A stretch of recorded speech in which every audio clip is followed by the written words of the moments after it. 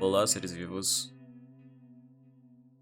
No vídeo de hoje eu quero comentar sobre uma experiência de um jogo de terror indie lançado recentemente chamado Bad Cheese. Um jogo com uma história densa e profunda sobre um pequeno rato que passa um final de semana com seu pai, mas a negligência de seus responsáveis leva ao desenvolvimento de uma percepção grotesca e perturbadora sobre o mundo à sua volta, definindo o horror ocasionado pelo fim de uma família. O jogo carrega uma estética bastante inspirada no estilo dos desenhos da década de 20, que inclusive serve para compreender uma noção bem semelhante à de um cartoon amaldiçoado.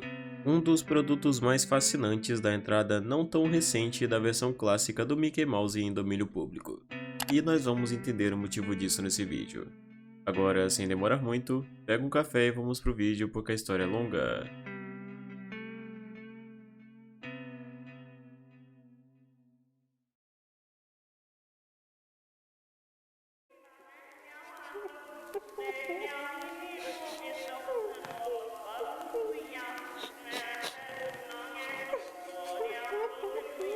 Acordando no meio de uma noite escura, o jogo começa e assumimos o controle do protagonista, um pequeno ratinho chamado Kamek à procura de sua mãe.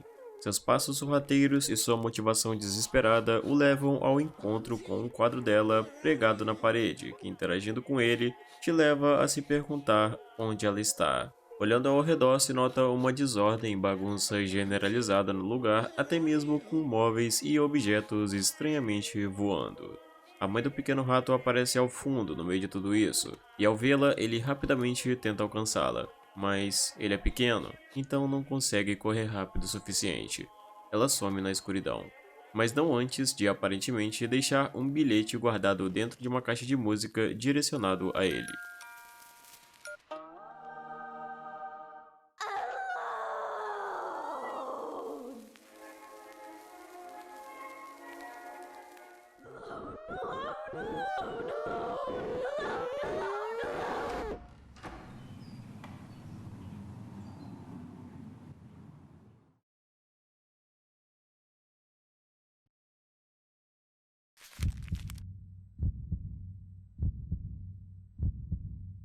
I overslept. I need to check if Momsy is still at home. Quick!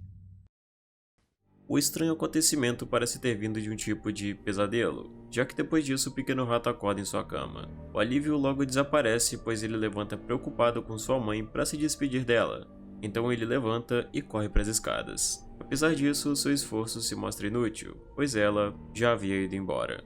A partir desse ponto, todo o contato possível com sua mãe se limita apenas por bilhetes, com instruções dadas por ela sobre tarefas que precisam ser feitas. E a primeira delas é limpar os sapatos de seu pai. Caminhando pelos cômodos encontramos o que é chamado de antipótons, um tipo de ferramenta que será o que usaremos para limpar a sala e os sapatos por meio de eletricidade. Alguns disparos são suficientes para que todos estejam limpos e logo essa tarefa é concluída, o levando agora para a cozinha. Durante o percurso, eventualmente são encontradas algumas guloseimas que o ratinho devora sem qualquer receio. Ao chegar na cozinha se percebe a qualidade peculiar que no geral define a casa como um completo caos higiênico, beirando o abandono. Isso não é um problema para ele, que entende que sua mãe apenas não teve tempo de limpar a casa antes de sair em uma viagem para Salzburg, deixando a tarefa a cargo do filho. Em pouco tempo, os pratos são separados e colocados na máquina de lavar, a sujeira é removida com aspirador de pó e até uma infestação de aranhas é removida após cada uma ser eliminada. O serviço parece completo, mas o abate das aranhas revelou um problema bem maior. Uma aranha gigante surge no cômodo ao lado e Kamek não tem tempo para fazer qualquer coisa senão derrotá-la usando seu mata-aranhas, atingindo cada uma das pernas dela até que fique vulnerável e possa ser neutralizada.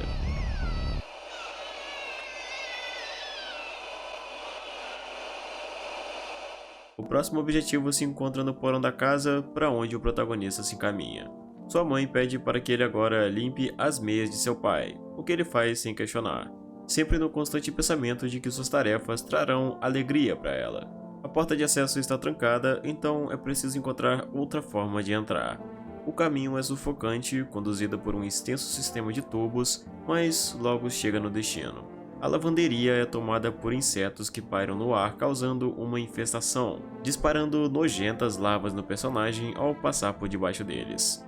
Lavar as meias é uma tarefa um pouco mais complexa do que se esperaria, funcionando por meio de um sistema com uma máquina disparadora de meias que devem ser usadas primeiramente para se livrar dos insetos, e depois para jogá-las na máquina de lavar. O processo é o mesmo depois de prontas, mas dessa vez jogando elas no varal para secarem.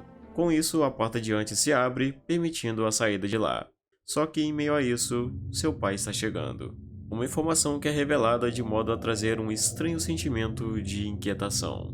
Subindo as escadas, o pequeno rato descobre que suas tias vieram juntas, mas ele observa que elas não parecem estar muito bem, como se algo as incomodasse. O pai demonstra sua impaciência e manda elas irem embora em tom agressivo, o que também acontece com Kamek, mas que, no seu caso, é mandado para o seu quarto.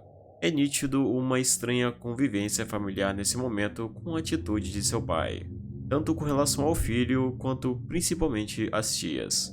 Chegando no quarto, se escuta uma animada conversa nos outros cômodos e se descobre que o pai chamou alguns amigos para beber com ele. Como um meio de ter alguma fuga dessa situação que o impedia de dormir, o pequeno rato vai até as prateleiras e pega o seu jogo favorito, chamado Kripong, para se divertir um pouco. Porém, seu entretenimento é logo interrompido por um dos colegas de seu pai que o entrega, dizendo que o garoto estava jogando videogame fora de hora. Imediatamente, seu pai entra no quarto e o repreende, proibindo ele de jogar novamente, pois se o fizesse, teria consequências. Nessa parte é preciso ser bem sorrateiro para conseguir jogar sem ser notado. O pai passará no quarto pelo menos mais uma vez durante a noite, então enquanto joga você precisa ter atenção para os seus passos. Caso escute ele chegando, imediatamente pare de jogar, desligue a televisão e deite-se na cama. We'll check if he's not feeling on me.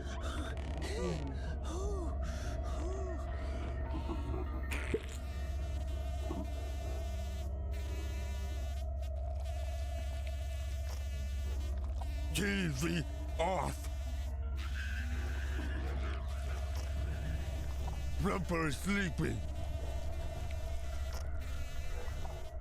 Tal como as outras pessoas, o que vem conferir se de fato você está dormindo é uma coisa grotesca e sem forma, que apenas entra para conferir o quarto e depois vai embora.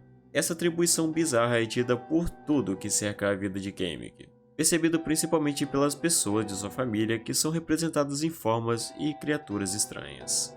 Isso é uma das coisas que principalmente moldam a atmosfera opressiva e densa do jogo, que fica mais estranho com a ideia do protagonista olhar isso com uma estranha naturalidade. Mas no decorrer do jogo, isso vai ganhando mais sentido. Depois que o pai e seus amigos encerram sua reunião, o pequeno rato é livre para fazer o que quiser sem nenhuma repreensão. Então ele joga o jogo até terminá-lo e dorme em sua cama, encerrando mais um dia.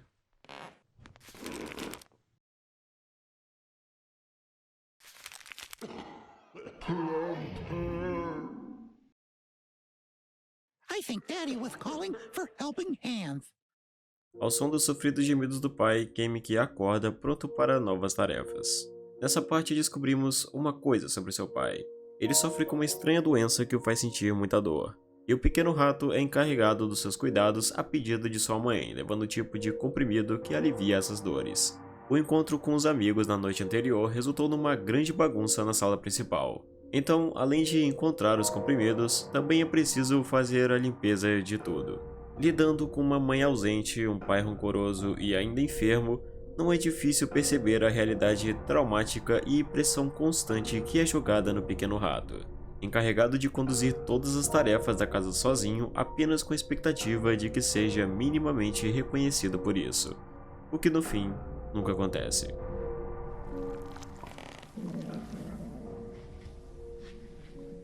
Bring me the pills! realizando as tarefas e levando os comprimidos até seu pai. A única coisa feita por ele é engolir todos e ordenar que o filho pegue mais e mais. Até mesmo sobre a ameaça de que, se não for rápido o suficiente, acabará sendo punido. I'm counting. 10, 9, 8, 7, 6, 5, 4, 3, 2. Okay. Now Daddy's going to bed. You go away.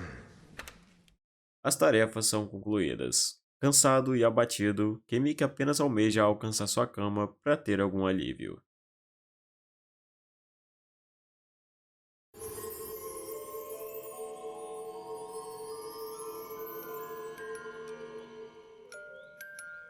Afundado em um sono profundo, o pequeno rato acorda em um tipo de sonho. A situação traz a ele uma antiga memória de um momento em que foi num passeio de barco a vapor com a família, que ele se recorda como um evento feliz. No bilhete deixado por sua mãe, ela relembra esse momento com o filho. Todos estavam juntos, alegres, se divertindo. O dia era belo. Mas estava faltando uma coisa. Kamiki se lembra de que nesse passeio seus pais lhe pediram para que trouxesse algumas batatas fritas da cozinha. Infelizmente, chegando lá, ele percebeu que elas haviam acabado. Seria preciso fazer mais. Então, é o que ele faz. Usando um conveniente disparador de batatas, o processo para fazer uma nova remessa se torna algo mais fácil. As batatas passam por cada uma das etapas de forma automática, sendo descascadas, cortadas, fritas e quase magicamente prontas. As batatas são levadas até os familiares na parte de cima, que rapidamente devoram como um banquete. Elas estavam ótimas, mas ainda faltava um pouco de sal. Se encaminhando até a cozinha, ele busca o último ingrediente da refeição. He is coming! He is coming! Mousy, eat something. Calm your nerves. Don't be shy and come to me. O momento é interrompido pela chegada de um monstro que vem do mar. A luta contra ele é frenética, mas usando o disparador de batatas, uma sequência de tiros certeiros na criatura é o suficiente para derrotá-la. Mas a chegada dela não é a única coisa ruim nesse momento, já que outras coisas ainda piores se revelam em meio à escuridão, convertendo o que era um tranquilo sonho em um abominável pesadelo.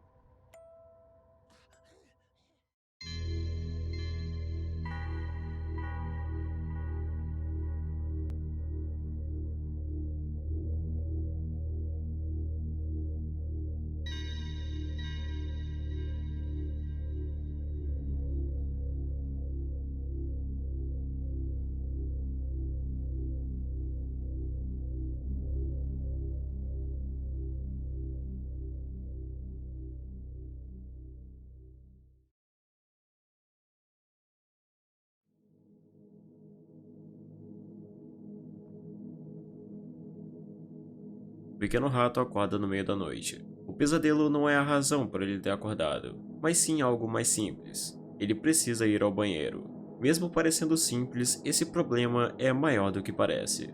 Sua mãe já havia o orientado e voltou a dizer mais uma vez para que sempre se lembre de ir ao banheiro antes de dormir, porque do contrário, levantar no meio da noite pode causar barulhos que acordem seu pai, e ele não fica nada feliz com isso. Obviamente, ir no banheiro é uma coisa absolutamente simples, mas nesse momento, essa simples tarefa se transforma num desafio angustiante. Sorrateiramente, ele passa pela casa na esperança de que nenhum barulho seja causado, passando por cada canto com os mais cautelosos passos. Mas, por um deslize, ele comete um erro, e seu pai acorda.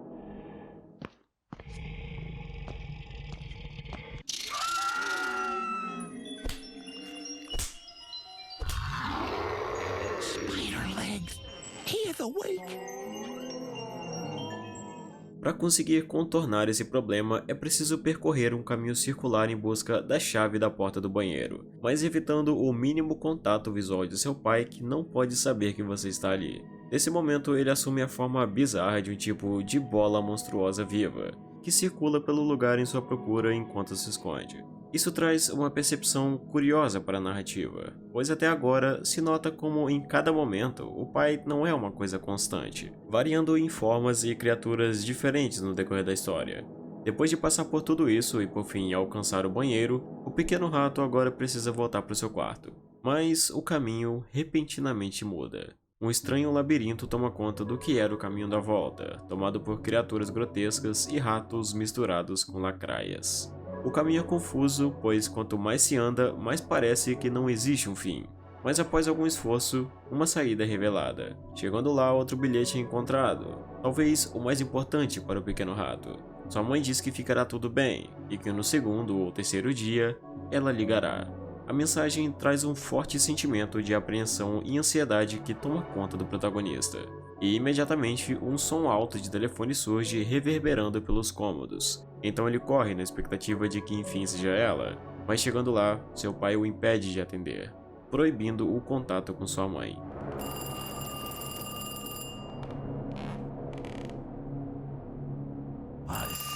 Don't touch the telephone number. No decorrer desse tempo, o pequeno rato caminha aflito, desesperado, em busca de uma luz de esperança. Quanto mais ele anda, o som do telefone surge com mais frequência, só que em todas as vezes, o pai dele o impede. O desespero começa a tomar conta de sua pobre mente. Cada novo passo é uma agonia, com o medo de que nunca mais possa falar com ela. A lamentação se torna a única resposta para sua aflição, mas ao mesmo tempo, suas lágrimas se tornam uma arma para os demônios à sua volta.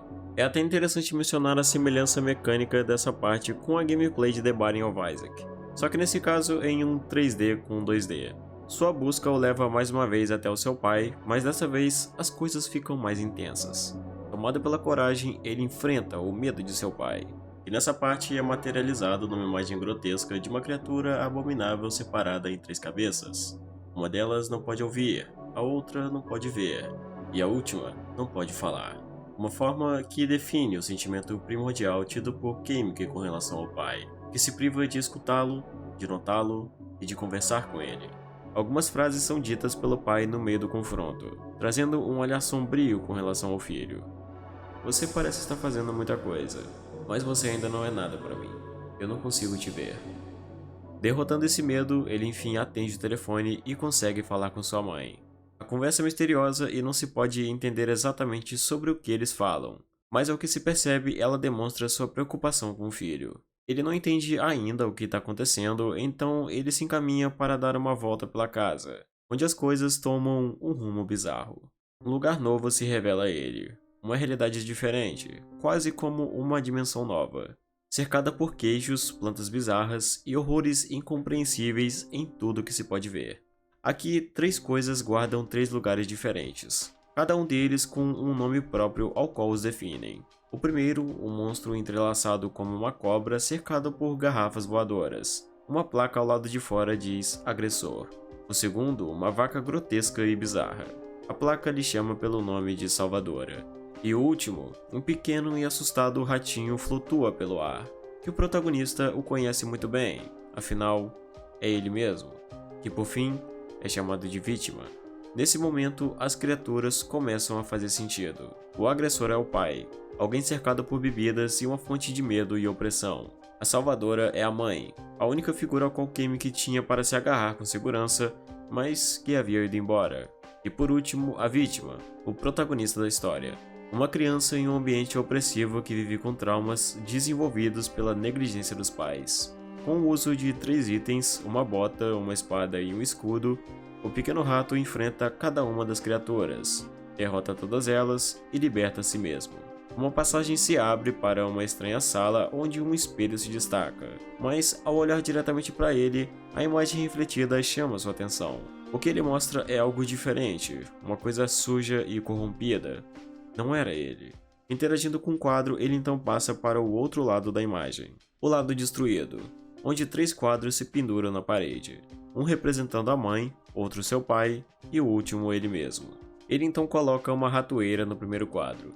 Se encarando novamente do espelho, sua imagem muda. Não é mais tão grotesco como antes. Ele coloca outra ratoeira no segundo e por fim no terceiro, e gradualmente, na medida em que ele coloca as armadilhas, sua imagem se altera até se voltar para algo que realmente se parece com ele, algo que mostra ele feliz.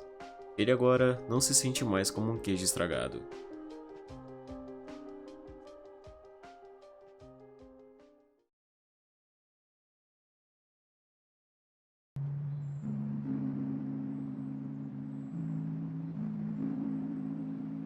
A complexidade envolta na história do jogo é algo mais profundo do que parece. Primeiramente, é importante destacar a arte do jogo como um todo, já que é o que principalmente direciona sua narrativa para um conceito perturbador. Sua principal e evidente inspiração artística, como dito antes, vem do estilo de animação clássico de desenhos dos anos 20, principalmente da animação Steamboat Willie de 1928. Em suma, eram animações que carregavam um charme particular, que quando somado ao conceito macabro abraçado pela história, desenvolve perfeitamente a ideia do grotesco e aterrorizante. Tudo que ele apresenta compara sua criação à clássica animação Steamboat Willie, só que concebido pela ótica dos horrores de Junji Ito. Os monstros e criaturas apresentadas trazem visuais que destacam perfeitamente a ideia do inconcebível, sustentando o horror oculto em sua história quando se nota que tudo isso representa a visão traumática do mundo aos olhos de uma criança, o que faz um completo sentido com seu contexto. No jogo, controlamos um pequeno rato que passa por problemas familiares decorrente da negligência de seu pai. Na descrição do jogo na Steam é dito que Kamiki está passando um fim de semana na casa do pai, sugerindo uma separação dos pais. Sua mãe vai embora e deixa o filho sob os cuidados do marido, se comunicando com o pequeno rato apenas por meio de bilhetes, fornecendo instruções sobre o que deve fazer em casa. Isso mostra o motivo dessas visitas desenvolverem traumas para Kamiki. O desenvolvimento da história esclarece nitidamente a raiva do pai sobre a mãe, descontando essa raiva sobre o filho, ao qual é constantemente cobrado por suas tarefas e tendo o pai afogado no consumo excessivo de álcool e passou a ser o seu maior vício. Tanto que, no fim do jogo, a última figura representando o pai mostra ele rodeado por garrafas de bebidas, repetindo constantemente que ele usa isso como uma forma de escapar de sua tristeza. O resultado disso é uma criança que desenvolve problemas psicológicos que passa a ter a volta de sua mãe sempre como a única e verdadeira esperança. Por isso, no final do jogo, ela é nomeada como salvadora. Também fica claro como essa situação evoluiu para uma preocupante crise familiar. Afinal, a chegada das tias na casa mostra a preocupação delas com relação ao que está acontecendo, evidenciando uma ruptura que se observa na desunião do casal. Um processo que geralmente se nota como o precedente da destruição de uma família. A presença delas também destaca mais uma vez o ódio do pai sobre tudo o que é da família de sua esposa, já que por serem vacas é bem óbvio serem tias por parte da família da mãe. O que sobra para o pequeno rato nessa situação é uma recorrente pressão ocasionada pelo abuso familiar, desenvolvendo uma forte ansiedade e preocupação em ser útil o suficiente para que agrade o seu pai e no mínimo seja reconhecido, o que não é uma realidade em nenhum dos casos. Ainda pior do que isso é o fato de que ele não apenas cuida sozinho da casa, como também precisa cuidar da doença do seu pai, que constantemente precisa de comprimidos. Conforme observado em algumas partes, o pai eventualmente descreve o filho como gordo ou obeso. Isso se deve pela sua compulsão alimentar que se teve como resultado desses traumas, descontando essa dor e tristeza principalmente na comida. Existem várias guloseimas que ficam espalhadas pela casa que ele sempre está comendo. Se percebe a atribuição perturbadora do mundo tida pelo protagonista com relação ao que está à sua volta. Afinal, o que ele vê não são autênticos monstros ou demônios, mas uma visão distorcida dos familiares tida pelo protagonista. Não só dos familiares, mas de pessoas próximas a ele. Por isso que se vê o pai sendo retratado em mais de uma forma durante a gameplay. Cada uma descreve a percepção distorcida do protagonista tida acerca do pai em cada situação. Todo o sofrimento causado por esses traumas eventualmente leva o pequeno rato à perda de sua própria personalidade. Ele já não se enxerga como uma figura alegre e divertida que foi um dia. Olhando no espelho, ele apenas via uma figura distorcida e corrompida. Não era mais ele. Isso só mudou quando no final ele decidiu enfrentar os seus medos. Desmontando cada corrente que o amarrava a esses traumas, ele se libertou e prendeu cada um deles em uma armadilha. Primeiro o pai, depois a mãe e por fim, ele mesmo. Ao passo que em cada um que era deixado para trás, ele olhava para o espelho e gradualmente voltava a ver a figura familiar ao que foi um dia. Até que, no fim, ele consegue enxergá-la de novo. E já não se sente mais como um queijo estragado. Ele não carregava mais as cobranças sobre si mesmo. Agora, ele é livre. Bad Easy é uma experiência completa que se aprofunda em temas pesados e densos, captando toda a essência sobre o processo de uma família a caminho da destruição, destacando o horror de um momento como esse pelos olhos de uma figura inocente, uma criança. que nesse contexto acaba sendo a pessoa mais afetada pelo processo por consequência de uma irresponsável negligência. Uma situação bem mais próxima da realidade do que pode parecer. Isso porque existe algo ainda mais obscuro no meio de tudo isso. Algumas imagens estão escondidas no meio do jogo, imagens que revelam o terrível fato de que, na verdade, tudo isso se baseia na história real de uma criança de 7 anos de idade que realmente viveu esse inferno. Isso transforma tudo em algo muito mais perturbador, porque mesmo sendo angustiante a forma como isso é retratado no jogo, saber que isso tem base em um acontecimento real na vida de uma criança torna ele bem pior. A parte admirável disso é que o dev concebeu o jogo justamente como uma forma de trazer esperança para as pessoas que vivem em lares problemáticos como esses, como se fosse uma sinalização de que as coisas podem melhorar. Uma qualidade que certamente faz da experiência do jogo algo muito mais profundo. Porém, uma coisa chama a atenção nisso.